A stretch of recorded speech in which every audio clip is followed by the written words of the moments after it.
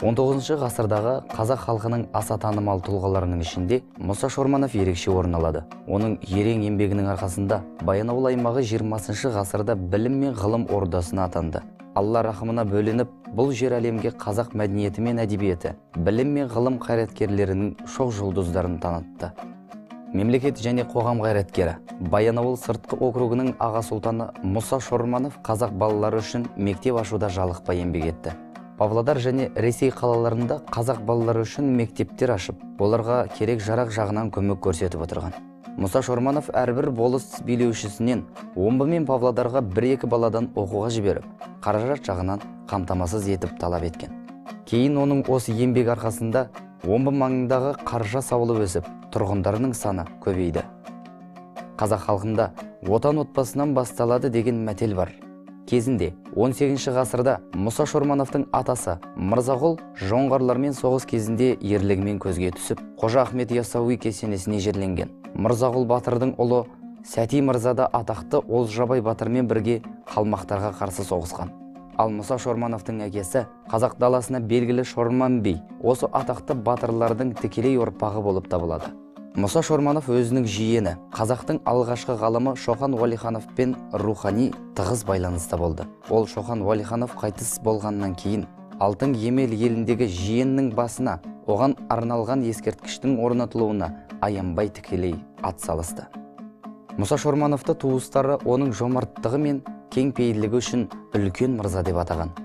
Ол Баянауылда мешіт пен медресе тұрғызған. Қазақ даласына кеңінен танымал Бөгенбай батырдың ұрпағы Саққұлақ би оны орта жүздің шамшырағы деп атаған. Мәшһүр Жүсіп Көпеев Мұса мырзаны жоқтау поэмасында оның даналығын шексіз теңізбен салыстырады. Ақын әрі сазгер Біржан Сал Мұса Шормановқа жазған көркем арнауында дәстүрге беріктігін, ата жолының ұстануын ерекше жоғары бағалаған. Шынында да, Баянауыл сыртқы округінің аға сұлтаны Мұса Шорманов халқының баға жетпес қорғаны бола білді. Этнограф әрі фольклоршы Мұса Шорманов қазақ ұлтының ерекше мәдениеті мен тұрмысын орыс қоғамына шынайы таныта білді. Ол орыс және басқа да шетел этнографиялық көрмелеріне қатысып, орталық журналдарда мақалаларын шығарған. Белгілі орыс ғалымдары өздерінің этнографиялық еңбектерінде оның мақалаларын негізге алып отырған. 1855 жылы ол императорға тәж кигізу рәсіміне де қатысады. Мұса Шорманов халықтың жоғын жоқтап, таусылмайтын машақатымен жүргенде, Омбыда 1884 жылдың желтоқсанының 26-сында қайтыс болды. Қақаған аязға қарамай, мыңдаған адам үлкен мырзаның Омбыдағы әкеле жатқан мәйітін қарсы алуға шығады.